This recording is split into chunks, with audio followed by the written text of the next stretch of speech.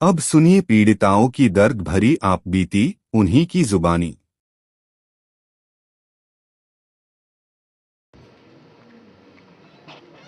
नमस्ते, मेरा नाम राशि है। मैं मुंबई से आई हूँ। जैसे कि तारा मैम की स्टोरी आप देख रहे हो, कुछ वैसी स्टोरी मेरे साथ भी हुई। बट इनको इतना पता होता है कि हमारी लड़कियाँ कहाँ कमज़ोर होती है, तो इन्होंने गणपति पे अपना नाम बदल के मुझे इंस्टा पे ढूंढा। लड़के ने मुझसे फ्रेंडशिप करने की कोशिश की। फिर मतलब यू कैन से ये 1 डेढ़ महीना ये सिलसिला मेरे साथ चला फ्रेंडशिप के बारे में। देन ही नोज कि मेरी फैमिली आउट ऑफ मुंबई है and I was not well, तो वो मेरे घर पे बिरयानी लेके आया। उसने बिरयानी में यू कैन से कुछ मिला के खिलाना एंड फिर मैं अनकॉन्शियस हो गई। एंड उसके बाद उसने जो मेरे साथ किया एंड मेरे वीडियोस बना के वायरल करने की धमकी देना। एंड जब ये सब चीज़ें चलता रहा, 4-5 महीने तक चलता रहा, फिर ये मुझे माहिम दरगाह इन मुंबई, जहाँ पे ये कन्वर्जन बहुत ज़्यादा होता है हिंदू लड़कियों का, कि माहिम दरगाह ले जा कर के हिंदू लड़कियों को कन्वर्ट किया जाता है। वो मुझे वहाँ लेके गया, बुर्का पहनने के लिए फोर्स किया, पानी कुछ मौलाना से पानी लेके पीने के लिए। एंड जब मैंने वो सब चीज़ों को डिनाई किया तो उसकी फैमिली और उन्होंने मुझे मारा। And during that situation I was pregnant of 2 months. उसकी फैमिली ने मुझे ज़बरदस्ती गोली खिला के मेरा अबॉर्शन करवाया। एंड जब भी ये सब चीज़ें पता चली, मैं मेरे नियर बाय पुलिस स्टेशन में भी गई थी, तो उन्होंने कहा था अभी तुम तो बालिग को छोड़ो, जाने दो। फिर उस टाइम पे कुछ नहीं किया। मार्च में इसकी फैमिली ने मुझे बुलाया मिलने के लिए एंड पूरी फैमिली ने मिलके, भाई, उसके जीजा, सब ने मिलके मेरा रेप किया। प्लस मुझे मतलब मेरे सर से बाल निकाल दिया गया था, जो कि Kamakhya sir was known like that, कि मुझे किस तरीके से उन्होंने किया था कि मैं समाज में मुंह भी नहीं दिखा पा रही थी कि मार्च में मेरा होली के दिन मेरा बाल निकाला गया। एक लड़की का कुछ हो ना हो लेकिन बाल उसका सब कुछ होता था। एंड मैंने उस टाइम पे वो गवाया। और जब मैंने मेरी फैमिली से एक्सपेक्ट किया था तो मेरी फैमिली का ये सवाल था कि तूने प्यार किया, तू झेल। बट उस टाइम में फैमिली ने सपोर्ट नहीं किया, but my friends supported me. फिर भी मैं पुलिस स्टेशन भागी 1 मंथ के लिए कि मुझे एफआईआर लॉन्च करना है। पुलिस वालों का ये कहना है ये सब कुछ नहीं होता, कॉमन है। एंड जो पुलिस वाला एफआईआर लॉन्च करने वाला था वो खुद मुस्लिम थे। I can't disclose his name, वरना मैं खुद कर देती हूँ उनका नाम। उन्होंने खुद ने मुझे क्या बोला, राशि जाने दो, छोड़ दो ये सब मैटर, अपनी ज़िंदगी स्टार्टअप करो। सेकेंडली जब ये सब सीन खत्म हुआ, अप्रैल में लड़के ने मुझे फिर मिला एंड फिर उसकी पूरी फैमिली ने मेरा रेप किया। दैट टाइम मैंने अपने यहाँ के एमएलए को कोऑर्डिनेट किया, सब कुछ किया, एफआईआर लॉन्च किया। बट उस दिन भी एफआईआर नहीं हुआ, उसके सेकेंड डे एफआईआर हुआ। एफआईआर होने के बाद भी पूरी फैमिली को दूसरे पुलिस वालों ने रेस्क्यू किया, बस एक विक्टिम को एक्सेप्ट किया। और इसके बाद 1 डेढ़ महीने तक सिर्फ मुझे धमकी मिलती रही। बाद में 1 डेढ़ महीने के बाद मिलने के बाद आज, जैसे मैम ने कहा कि उनको सपोर्ट करने के लिए जज होते हैं, एक जज ने मुझे सपोर्ट किया और एक जज ने उसके को सपोर्ट किया। एक जज ने फैमिली को बेल नहीं दिया, एक जज ने लड़के को बेल दिया। जब लड़के को बेल मिल जाता है तो कुछ कह ही नहीं सकते हम, कि फैमिली को भी बेल मिलना पॉसिबल हो जाता है। आज मैं यहाँ पर हूँ, मेरे जैसी जितनी लड़कियाँ, पता नहीं और कितनी लड़कियाँ होंगी। मैं आप सभी से रिक्वेस्ट करती हूँ कि प्लीज़ प्लीज़ प्लीज़ इस चीज़ों को इतना वो करिए ताकि हम जैसी लड़कियाँ सेफ हो सकें।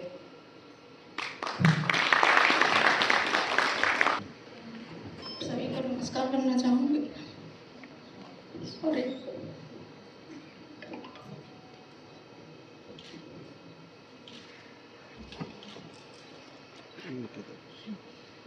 मैं निकिता तोमर की मदर हूँ, फरीदाबाद से। ये 2020 में 26 अक्टूबर के दिन हुआ था। मेरी बेटी, मुझे ऐसा लगता है कि सुंदरता और पढ़ाई के कारण और एक तरफा प्यार के कारण गई। मेरी बेटी स्कूल भी टॉप कर रही थी और कॉलेज भी टॉप कर रही थी, तो सामाजिक कामों में भी जाती थी, जनता से भी रूबरू थी, अपने समाज से भी। मैं भी उसके साथ जाती थी जहाँ उसे बुलाते थे।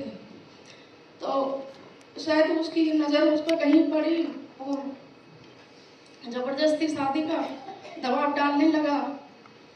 उसको किडनैप भी किया गया और सीधा फैमिली के पास ले गया और उसकी फैमिली ने भी उसे शादी का दबाव डाला और धर्म बदल कर, हम एक राजपूत हैं और वो मोमडन था। तो मेरे बेटी ने मना कर दिया। उसके घर पे एडवोकेट भी बैठे हुए थे, शादी करने के लिए भी बैठे थे सब, लेकिन वो नहीं मानी। तब तक कि हमें किसी जरिए पता चला और हम पीछे से पहुंचे और हमारी बेटी हमारे साथ आ गई।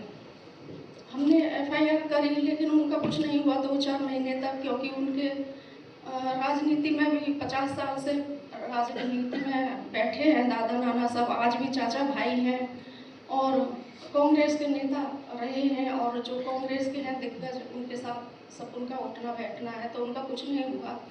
हमने बेटी का फ्यूचर देखकर आपने समझौता कर लिया कि बेटी का फ्यूचर खराब हो जाएगा, इसलिए फिर हमने दोबारा से बेटी को पढ़ाई शुरू कर दी। सब कुछ सही चला 2 साल बाद फिर उसने बेटे को किडनैप करने की कोशिश की। कॉलेज के बाहर लास्ट बीकॉम का पेपर देकर निकली थी, तो बेटी 2 थे, नई गाड़ी में बैठी, गन लेकर घूमा, आगे आगे में मेरे बेटे के पीछे पीछे वो था, लेकिन मेरे बेटी ने हार नहीं मानी और लड़ाई लड़ते हुए खुद को शहीद कर दिया। मैं तो उसे शहीद ही कहूँगी अपने धर्म के लिए, और उसने अपना बलिदान दे दिया, लेकिन उनसे समझौता नहीं किया, उनके साथ नहीं गई। पहले भी ठुकरा कर सब कुछ आ गई, खूब परिवार ने दबाव डाला, खूब लालच दिया, रानी बना के रखेंगे बेटा, शादी कर ले धर्म बदल कर, लेकिन मेरी बेटी ने सब कुछ ठुकराया और अपनी पढ़ाई भी जारी रखी। बीकॉम क्लियर की, टॉप करके गई है लास्ट में भी, और उसने उनके साथ कोई समझौता नहीं किया, ना ही वो उसकी पिस्टल से डरी, आगे आगे वो और पीछे वो लगाता फिरा। गाड़ी में 2 थे, दोनों ने खूब बैठाने की कोशिश की, नहीं बैठ पाई वो उनसे, तो उन्होंने उसे मार दिया। कॉलेज के बाहर ऑप्शन में सुना होगा, 2020 की बात है, 26 अक्टूबर। और मेरी बेटी लड़ते हुए गई अपने धर्म के लिए, और हम समाज में इस वजह से जी भी रहे, शायद हम आज हम नहीं खड़े होते अगर बेटी उनके साथ जाती तो। बस तसल्ली है तो थोड़ी सी यहाँ है कि वो इज्जत से गई है, लेकिन दुख तो है और सारी जिंदगी रहेगा, उसकी कमी कभी पूरी नहीं हो सकती। उसके बगैर ना कोई खुशी है, आज खुशी मिलती है लेकिन उसके बगैर नहीं है, लेकिन बस इसीलिए जी रहे कि बेटी लड़ते हुए गई, और हम भी आज भी लड़ाई लड़ रहे हैं। डिस्ट्रिक्ट कोर्ट से उन्हें उम्र कैद की सजा मिली, दोनों को हमने हाई कोर्ट में कर रखा है, और हम आखिरी सांस तक लड़ाई लड़ेंगे, क्योंकि बेटी भी लड़ाई लड़ते हुए गई है अपने हिंदू धर्म के लिए, अपने सनातन धर्म के लिए। हम भी ये लड़ाई लड़ते रहेंगे जब तक जिएंगे। और आज सबका बहुत बहुत धन्यवाद, सबको बहुत नमस्कार। आप सबने हमें यहाँ बुलाने के लायक समझा, और मैं अपनी गलतियों के लिए क्षमा चाहती हूँ आप सबसे। नमस्कार, जय श्री राम। मैं महाराष्ट्र मुंबई से हूँ। मेरा नाम गौरी शेलार है, अभी लॉ स्टूडेंट हूँ। मेरे साथ भी सेम लव जिहादी हुआ। 4 साल पहले मैंने एफआईआर लॉन्च किया है इसके लिए। 2019 जब भी मेरा एज 16 इयर्स था, उस वक्त मेरे साथ लव जिहाद स्टार्ट किया था। मतलब जो प्रोसेस वो लोग करते हैं लड़कियों को फंसाने की, वो 16 रनिंग था तभी स्टार्ट किया था। सेम स्टोरी है, मेरे को किसी ने मारा नहीं है, पीटा नहीं है, सिर्फ गाली गलौज या ड्रग्स देना, वशीकरण, यही सब है। स्टोरी तो सब सेम है तो कुछ बताऊंगी नहीं, बस इतना बताऊंगी कि 24 नवंबर लड़का मुझे दरगाह लेके गया, माहिम दरगाह, जहाँ पर पूरा वशीकरण प्रक्रिया चलता है। माहिम दरगाह मतलब जो आप समझ रहे हो वो वाला नहीं, उसके पीछे उनका खुद का जिधर सब काला कांडी चलता है वो माहिम दरगाह पीछे वाला। उधर मुझे एक ग्लास पानी पिलाया जो बहुत टेस्ट में कड़वा रहता है, वो पानी पिला के मुझे ड्रग्स दिए। फिर मैंने सुसाइड भी अटेम्प्ट किया, क्योंकि मुझे शादी करनी नहीं थी उससे, क्यों मुझे अपना करियर करना था। उसके बाद मुझे शादी करनी थी। 2025 को मैंने प्रॉमिस किया था कि तभी शादी करेंगे, लेकिन फिर भी मुझे जबरदस्ती ड्रग्स देके वशीकरण करके 7 दिसंबर को मेरे से बैंड्रा कोर्ट में विदाउट परमिशन, मुझे कुछ मालूम नहीं है, कन्वर्ट करके मेरा निकाह वैसा निकाह किया। नोटरी में जाके मेरा नाम बदल के गौरी से पलक कर दिया और फिर पुलिस स्टेशन लेके गए। लेकिन मेरे माँ बाप का प्यार और मेरा उनके ऊपर जो प्यार है उसके वजह से पुलिस स्टेशन से मैं सिर्फ 4 दिन की मोहलत लेके घर पे गई थी। उसी समय कुछ सोशल वर्कर्स, मेरे मम्मी पापा, उन्होंने मुझे बहुत सपोर्ट किया। वहाँ से मुझे वो बाहर लेके गए, मेरा काउंसलिंग, मेरे ट्रीटमेंट, जो वशीकरण में मैं थी वो ट्रीटमेंट मेरा स्टार्ट हुआ। उसके 1 मंथ बाद मैंने, महाराष्ट्र में नहीं थी तभी मैं, क्योंकि वशीकरण का जो प्रक्रिया है वो उसी एरिया में चलता है। जब आप उस एरिया से बाहर जाते हो तो वशीकरण टूट जाता है पूरी तरह से। फिर वो लड़की को बाहर आने में बहुत मदद होती है, इसीलिए उन्होंने मुझे बहुत दूर रखा उस लड़के से। और उसके बाद जब भी मैं पूरी स्टेबल हो गई तभी मैं एफआईआर लॉन्च करने के लिए मुंबई आई। एफआईआर लॉन्च किया भी मैंने, लेकिन एक बात जो है बहुत कड़वी है लेकिन सच है कि पोस्को जब भी किसी लड़की का एफआईआर लॉन्च करते हैं पोस्को के लिए, तो एक लेडीज पीएसआई उसका स्टेटमेंट लेती है। लेडीज पीएसआई स्टेटमेंट क्यों लेती है? क्योंकि वो लड़की खुल के बता सके सब चीजें, उसे सब बता सके कि उसके साथ फिजिकल कैसे हुआ, फर्स्ट डे से एंड मोमेंट तक उसके साथ क्या अत्याचार हुआ है, वो बताने के लिए वो पीएसआई लेडीज रहती है। नहीं तो बहुत सारे पीएसआई जो एफआईआर लॉन्च कर सकते हैं मेरा, लेकिन वो जो पीएसआई थी उसका नाम नहीं मैं बता सकती हूँ अभी, उसके ऊपर मैंने एलिगेशंस किए, उससे मैंने अपना केस हटवा लिया था। लेकिन उसने मुझे इतना कैरेक्टरलेस, इतना गंदा गंदा बात जो लड़के ने भी मुझे आज तक नहीं बोला था, वो सब बात वो मेरे को बोल रही थी ताकि मैं एफआईआर लॉन्च ना कर सकूं, क्यों उसको पैसे मिले थे उसके, इसीलिए। अभी इसके लिए मैं ज्यादा कुछ नहीं बोलूंगी। मेरा सिर्फ 3 ही लोगों से विनती है कि एक माता पिता, समाज और प्रशासन। माता पिता, आज मेरे केस को 4 साल हो गए पूरे, लेकिन मेरे मम्मी पापा ने मेरा शादी नहीं कराया। क्यों? मुझे करियर करना है, इसलिए मेरा करियर चालू, मैं आउट ऑफ मुंबई जाके अपना करियर कर रही हूँ। साथ में मुझे एक शब्द से आज कुछ बोला नहीं है कि हमारा इज्जत गवाया, कुछ नहीं। क्यों? अपनी लड़की का गलती है, नहीं है ऐसा नहीं है, लेकिन लव जिहाद भी है। तो लव जिहाद क्या है ये स्टोरी बताता है। केरला स्टोरी 2, केरला स्टोरी 1 ये सब बता रहा है कि लव जिहाद क्या है। तो माता पिता को मेरी विनती है कि अपने बच्चों को, बच्चियों को गलत ना समझे, क्योंकि ताली एक हाथ से नहीं बज रही है, सामने वाले से भी कुछ तो गलतियां हुई है। तो इसीलिए अपनी बच्चियों को गलत ना समझे, उनको सपोर्ट करें। और दूसरी बात है मेरा समाज।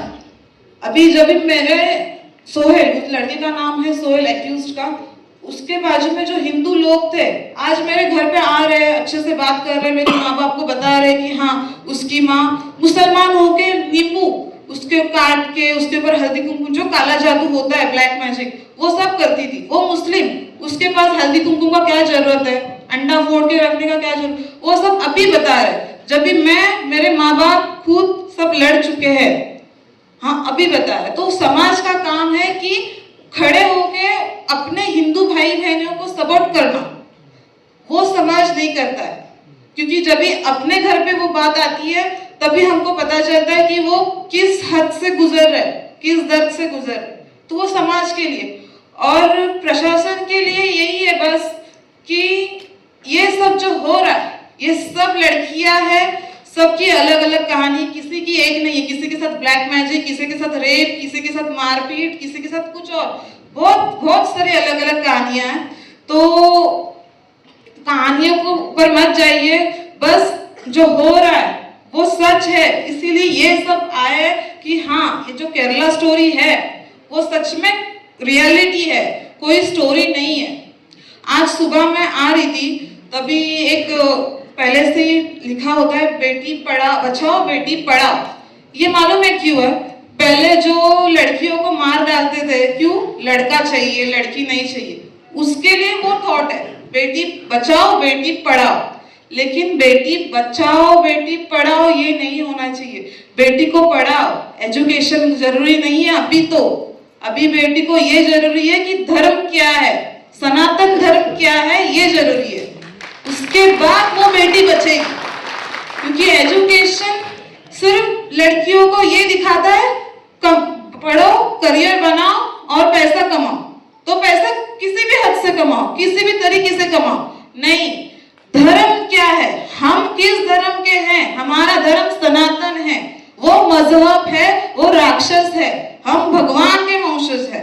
तो हमको क्या करना चाहिए, जब ये माँ बाप समाज हम धर्म पढ़ाएंगे बच्चों को, छोटे छोटे रहते तभी से, तो बेटी बड़ी होकर उसको मजहब और धर्म का भेद समझेगा, तभी वो बेटी उधर जाएगी नहीं, उसको समझेगा कि मेरा धर्म सर्वश्रेष्ठ है, वो मजहब है।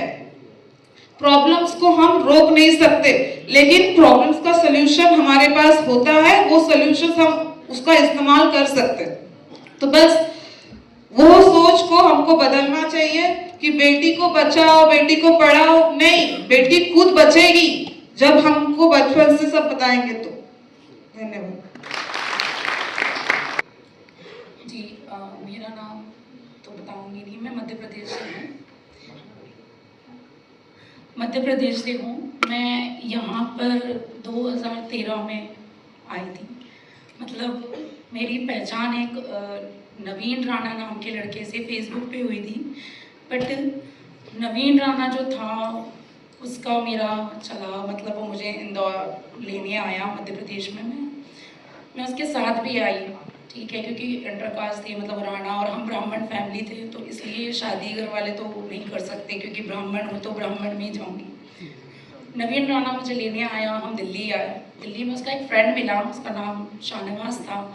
शाहनवाज लेकर जब हमें यहाँ आया, तब उन्होंने बोला कि हमारे पास घर नहीं है रहने के लिए, तो मैं तुम्हें लेकर, एक मदरसा है फुलत नाम है जिसका, यूपी में पड़ता है, सुना भी होगा आपने, मौलाना कलीम सिद्दीकी का मदरसा है वो। मैं उनकी वहाँ पर गई, मुझे वहाँ ले गया नवीन। तो वहाँ इतनी सेफ्टी सिक्योरिटी थी कि मतलब कोई भी लेडीज़ बाहर नहीं जा सकती और कोई जेंट्स अंदर नहीं आ सकता। तो ऐसा गेट पे और गेट के बाहर भी मौलाना के जो होते हैं जो लोग, वो खड़े रहते थे। ठीक है, मैं वहाँ पर गई। वहाँ पर मेरी जैसी और भी लड़कियाँ थी, मैंने देखा वहाँ। तो उन्होंने बोला कि नहीं, ये सपोर्ट करते हैं बस हम लोगों को।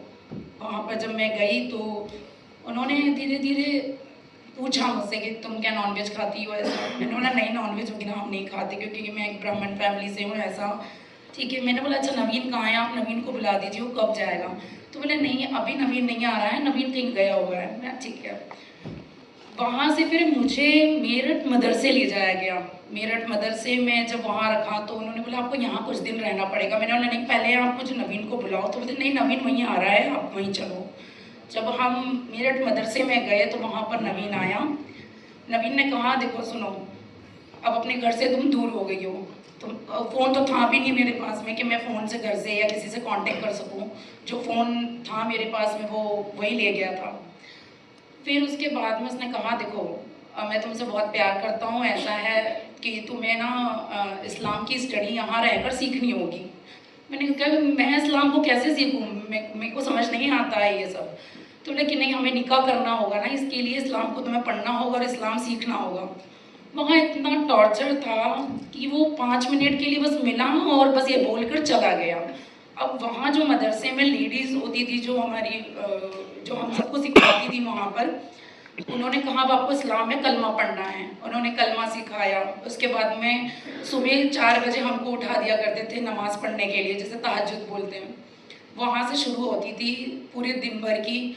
मॉर्निंग में 7 बजे सिर्फ हमें चाय मिलती थी। उसके बाद में ऐसा ट्रीटमेंट सिर्फ हमको मिलता था जो वहाँ पर हिंदू लड़कियाँ थी, बाकी जो उनकी लड़कियाँ थी उनको ऐसा ट्रीटमेंट नहीं मिलता था।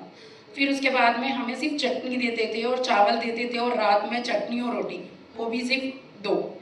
फिर उन्होंने बोला कि इस्लाम तुम स्टडी याद नहीं करोगी, तुम आयतें याद नहीं करोगी, तुम नमाज याद नहीं करोगी, कुरान को पढ़ोगी नहीं, तो तुमको ऐसे ही मिलेगा। वहाँ हम लोग रहते, मैं कहूँ मुझे मेरे घर जाना है, प्लीज़ मुझे मेरे घर भेज दो। उन लोगों ने घर नहीं भेजा। फिर नवीन गायब ही हो गया बिल्कुल, ना वो आया मिलने। फिर वहाँ से मुझे फुलत ले जाया गया। फुलत गांव जब गए हम वहाँ पर, तो वहाँ पर कोई मौलाना मिले। वहाँ पर मौलाना कलीम सिद्दीकी ने वहाँ पर शादी करवाई किसी मौलाना से। उस मौलाना ने मुझे मुजफ्फरनगर रखा। मुजफ्फरनगर जाने के बाद वो घर से बाहर जब जाता ना तो ताला लगा कर जाता, क्योंकि वो लोग कहते थे अभी मतलब वो फ़ोन पे जब बात करता था ना, कहना ट्रस्ट मत करना इस पर, क्योंकि ये पढ़ी लिखी लड़की है, इसने MBA कर रखा है, ये बहुत ब्रॉड माइंडेड है, इसलिए इस पर ट्रस्ट मत करना, ये भाग सकती है। तो वहाँ पर मुझे वो रखता। फिर उसके बाद में लॉक खोल के वो आता, लॉक खोल के नमाज़ पढ़ने जाता, तो वो इस तरह से मुझे रखा उसने। फिर कुछ दिन बाद में उसने मुझे ना तलाक दे दिया। मैंने सोचा कि मैं इसका दिल जीत लूँगी तो शायद तक मेरे को मौका दे दे कि मैं बाहर निकल सकूँ, मैं भाग सकूँ कहीं, बट नहीं, उसने ट्रस्ट नहीं करा। फिर उसने कुछ दिन बाद तलाक दे दिया। तलाक से मुझे वापस फुलत मदरसे में लाया गया और फुलत मदरसे में मैं रही। मदरसे में रहने के बाद में उन लोगों ने बोला कि तुम्हें शादी करनी होगी, देखो तुम अपने घर तो अब जा नहीं सकती हो, घर जा भी नहीं पाओगी क्योंकि तुम्हारे घर वाले तुम्हें एक्सेप्ट नहीं करेंगे, क्योंकि मुझे बुर्खा पहनाना, पर्दे में रखना, मेरा एक नाखून भी नहीं दिखता था क्योंकि हाथ में ग्लव्स, पैरों में ग्लव्स, हर जगह सॉक्स वगैरह, मतलब इस तरह से मुझे वो लोग रखते थे एकदम नकाब करके। फिर उसके बाद में उन्होंने मेरा दूसरी जगह पे निकाह करवाया, वहाँ पर निकाह हुआ। फिर उसने मुझे कुछ टाइम तक रखा क्योंकि 2013 से अब मैं इस चीज़ से निकली हूँ, अभी तक मेरा केस भी चल रहा है। और उन्होंने मेरा फिर हलाला करवाया, हलाला के नाम पे वो अपने जीजा से करवाता, फिर उसके जीजा तलाक देते, फिर वो मेरे साथ रहता। फिर उसके बाद में जमीयत उलमा हिंद की एंट्री होती है इस मैटर में कि मेरी 2019 में एक से निकाह होता है। वो हाफिज़ कुरान था, उसने मुझसे झूठ बोल के शादी करी, ये बताकर वहाँ पर कि उसकी वाइफ की डेथ हो गई इसलिए वो वहाँ पर शादी कर रहा है। मतलब मैं इन लोगों के बीच में नहीं, मैं को कोई ऐसा नहीं था कि मैं निकल सकूं, बाहर जा सकूं। और उसने मुझसे शादी करी, 4 साल मुझे रखा, फिर उसके बाद उसने मुझे तलाक दिया। फिर इनकी फैमिली वालों ने मुझे अपने मतलब कमरे में रखा, बिल्कुल कहीं जाना नहीं, आना नहीं। फिर उसके बाद में उसने मुझे फ्लैट लेकर एक जगह रखा सबसे छुपा कर, फिर वहाँ पर उसके जीजा से हलाला करके मेरा दोबारा निकाह करके मेरे को रखा। फिर उसके बाद में मैं जब फ्लैट में रहती थी ना तो वो कुछ मारना, पीटना, गालियाँ, मैं बाहर कैसे निकलूँ। फिर मेरी एक फ्रेंड से मेरी दोस्ती हुई, मेरी फ्रेंड यही मेरे साथ रहती है, मतलब बहुत सपोर्ट, इसने मुझे इतनी हिम्मत दी, बहुत हिम्मत। मैं वहीं पास के DLF थाने में गई और उसकी कंप्लेंट लिखी कि सर ऐसा ऐसा मेरे साथ इन लोगों ने करा है कि मेरा हलाला करवाया, फिर मुझे अब शुरू से 2013 से लेकर अब तक ये सब करवा रहे हैं। उस SHO ने एक पति पत्नी की लड़ाई की FIR लिख ली और उसे समझाया कि तुम जाके कोर्ट में तलाक ले लो और इसको जो भी है सेटलमेंट करके मामले को रफा दफा कर दो। बट मुझे जब मैं वहाँ गई SHO के पास पता पड़ा कि क्या है, उन्होंने लिखवाई एप्लीकेशन, तो उन्होंने FIR यही मतलब ये हस्बैंड वाइफ वाला ही लिखा, क्योंकि वो हर बार जाता और पैसे दे देता, क्योंकि वो मदरसा चलाता है, बहुत बड़ा स्कूल भी है उसका, तो अच्छी अर्निंग है उसके पास में, तो वो पैसे दे दिया करता और वो छूट जाया करता। और मेरा केस कोर्ट में है, मेरी फ्रेंड उसके हस्बैंड और हमारे सर है, विनीत सर और चंद्रपाल सर जी, यही मेरी हेल्प कर रहे हैं और इस केस को लड़ने में। और मैं चाहती हूँ कि अगर प्रशासन कुछ पैसे लेकर ये काम ना करे ना, तो सच में किसी के लिए वो खड़े हो सकते हैं। वो हमेशा पैसे दे देता है और इतना ट्रस्ट दिलाया था मुझे कि नहीं आपकी हेल्प होगी, आप फिक्र मत करो, और मेरा कोई हेल्प नहीं हुआ। 1.5 साल से मैं अभी भी स्ट्रगल कर रही हूँ और मैं लड़ रही हूँ, पर मैं बैक नहीं होंगी। मेरे पास फैमिली का कोई सपोर्ट नहीं है, क्योंकि मैं एक ब्राह्मण फैमिली से बिलोंग करती हूँ और हमारे यहाँ इज्जत को बहुत कुछ मानते हैं। इसलिए अब मेरे पास जो मेरी फैमिली है बस यही है और कोई भी नहीं है। और ये जो फिल्म है इससे ना बहुत कुछ सीखने को मिलता है। ऐसी फिल्में तो बननी चाहिए जिससे कि हमें आईना दिखाई दे। एक ये मुस्लिम कम्युनिटी का जो आईना है ना, वो हमें दिखाई नहीं देता है। ये ऊपर से बहुत अच्छे होते हैं, दाढ़ी टोपी बिल्कुल नेक बन के रहना नाइन, पर इनके अंदर बहुत गंदे हैं। इतना जुल्म है अंदर, जो जुल्म मैंने देखा है अपनी आंखों से, बहुत जुल्म है, कहानी नहीं है। तो मैं तो सोचती हूँ कि समाज में इस तरह की मूवी आती हैं खराब और आपसी, इससे अच्छा तो ऐसी मूवीज़ आएँ जो हमको कुछ सिखा दें कि नहीं, कि वाकई में रियल में लड़कियों के साथ में क्या हो रहा है। ठीक है, थैंक यू सो मच।